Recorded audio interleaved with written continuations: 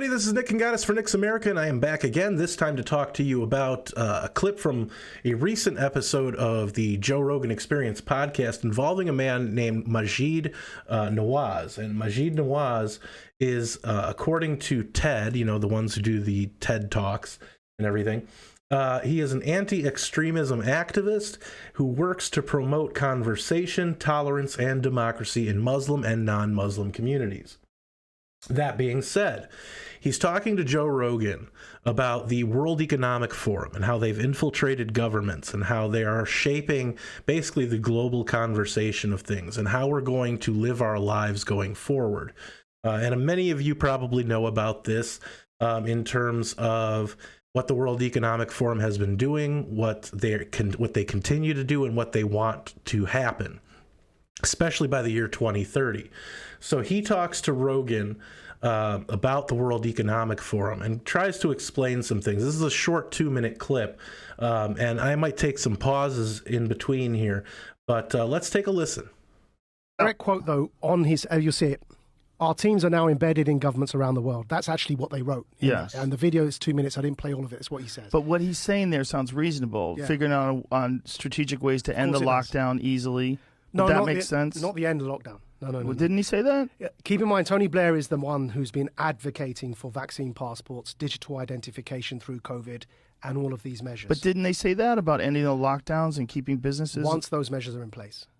Right, so he's, even in the UK, his stance has been, yeah, we're going to get out of all it, but you have to have digital ID and you have to have... So this is part of, you know, the Build Back Better, okay, and part of the Great Reset. This is from the World Economic Forum website itself, okay? I'm not making this up. We didn't design this website. This is the World Economic Forum, okay? And, you know, you'll see people on Twitter, oh, that's just a conspiracy theory and everything. You know, the Great Reset doesn't exist. How come we've heard people in the last couple of years, like Justin Trudeau, like Joe Biden, like other world leaders, talk about the Great Reset? And according to the World Economic Forum website, the Great Reset says there is an urgent need for global stakeholders to cooperate in simultaneously managing the direct consequences of the COVID-19 crisis. To improve the state of the World Economic Forum is starting the Great Reset Initiative. Now, that might be a little cut off for everybody, but it's all pretty much there. I think the only thing that's cut off is the hyphen after COVID, so you're not missing much. But another phrase that these world leaders like to say, and they even adopt it as part of their campaigning and as part of their messaging once they're in office. What is the other phrase? You guessed it. Build Back Better. This is also from the World Economic Forum's website. This was written in July of 2020. To build back better, we must reinvent capitalism. Here's how. Okay, so this is about taking a system that has that proves itself to work, capitalism. Now, what we get under presidents like Bush and Obama, and now we see under Biden, it's called crony capitalism. Basically communist capitalism. Okay, it's their version. It's socialist capitalism. And so they have no problem. It's I've mentioned it before. It's the public-private partnership. Okay, so they will push their crap. They'll give companies breaks for towing the government line.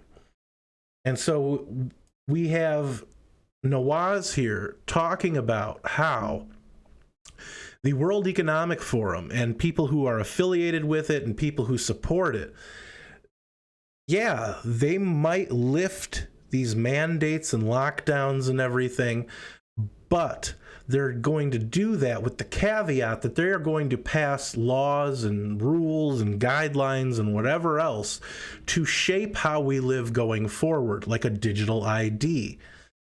So let's continue. That this is going to introduce the social credit score system. Right. So all of that came from your question, which is, regardless of intention, how do people do that infiltration from within? It's not just Twitter. So back to the psychological operations. It's also embedding people in government who are subscribed to this agenda. Yeah? And the agenda of Klaus Schwab and the World Economic Forum is the same as the agenda of Tony Blair in this regard. They call it on their own website, they call it the Great Reset. That's what they say themselves. Yeah, that's a bizarre... See, what did I just mention? He references it himself. It's on their website. What they want, all you have to do is a simple Google search. Just type in World Economic Forum, the Great Reset, and it's the first, it should be the first result that you get when you do a Google search or DuckDuckGo or whatever other search engine that you use. They don't hide what they want to do. They don't hide their globalist utopia fantasies. And yet people just allow it to happen because they don't really notice it. The average person doesn't really notice it. Organizations like the World Economic Forum, in coordination with governments and everything, they implement these little things that you don't even really notice. But over time, all those things put together give them this supposed utopia that they think is going to happen when they implement communism, essentially, global communism. They've also said at one point, I believe, I don't know whether he's the president or whether he's the founder of the World Economic Forum, Klaus Schwab, who has said in the past that you will own nothing and you'll be happy. That's when you get companies and corporations like BlackRock who come in and they buy up all these houses at 20 to 50% above market, so that the average person doesn't have the ability to compete in terms of possibly buying a home, owning property. They want a permanent renters class, and they're not bashful about it. So let's continue. Thing to do to openly. Why do you think they openly discuss it that way? And openly, because the Great Reset has always been this gigantic conspiracy theory among the online folks. Like, this is all part of the Great Reset. Well, when he wrote a fucking book called The Great Reset, you're like, hey, man, shouldn't you be hiding this? And in 2017 at Harvard, he's saying, you know, we're going to basically, all of these world leaders will penetrate their cabinets with our young global leaders. He's open about this. He's open. Blair's open. During the Iraq War, Blair tried to bring in ID cards in Britain. He failed. Now he's back, and he's trying to bring in digital ID during COVID, right? So they're open about it. So this is going to be this never-ending process to slowly move the goalposts towards more and more authoritarianism. Checkpoint society. It's all there. They told us this. People have to realize this, right? This is important. Yeah. You see how dumbfounded even someone who is somewhat in the know, like Joe Rogan. I'm not saying he's in the know like he's some kind of expert, because he'll be the first to admit that he's not an expert. He talks to interesting people and they tell him information. He's just the messenger. He's the vehicle for people like Nawaz to talk about these things. And I think it's important that we do talk about these things, because no matter how big in scope you might think something like this is, eventually it will trickle down and affect you. That's it's kind of the use, like I talked about crony capitalism before. That's the part of actual capitalism that they like to use, is the trickle down thing. Except they like to trickle down in terms of how much they can control you. So it's a very scary subject, folks. I understand this stuff, people don't want to have to worry about this kind of thing, but you're going to have to eventually. Because if you don't, you're going to find yourself in situations that you didn't think were possible, because your governments are in on it with people like the World Economic Forum and people at organizations like the United Nations and the European Union. And all these globalist government entities and people like Joe Biden and people like Justin Trudeau. And you notice we don't hear much about Venezuela anymore. Why?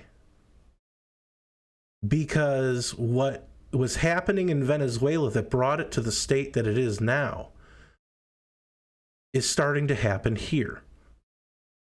And so it's important to have these conversations. I want to know what you guys think. Honestly, I'd love to get some comments from you guys and let me know what you think about all this. Is there something to be done about it? Is there a way to stop this? You know, we can analyze and go over it all day, but you know, that's a different video.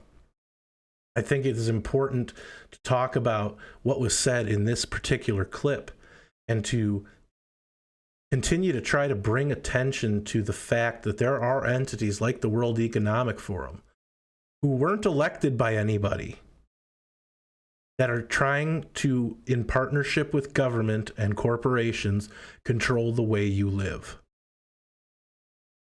And who knows, you know, they've had plans like this in the works for God knows how long.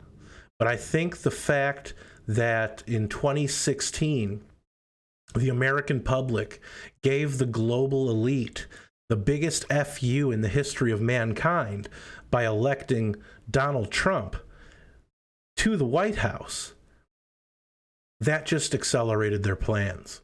They're like, we got to do this now because the people are starting to turn.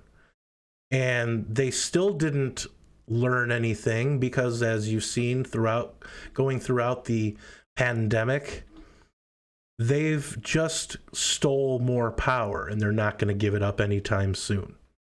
So these are conversations we need to have, and I want to have these conversations with you guys. So like I said, leave a comment below. I'd love to hear what you guys have to say. You can see all the links. They'll also be in the description. And you can follow us, like, subscribe, do all that good stuff. If you love our work, if you like our work, if you enjoy our work, if our work even makes you think, even if you don't agree with it, if it makes you think even for a minute, and you want to support work like this that makes you think, don't hesitate to go to nixamerica.com. Show us all the love you can. For Nix America, I'm Nick Kangatis, and I'll see you on the next one.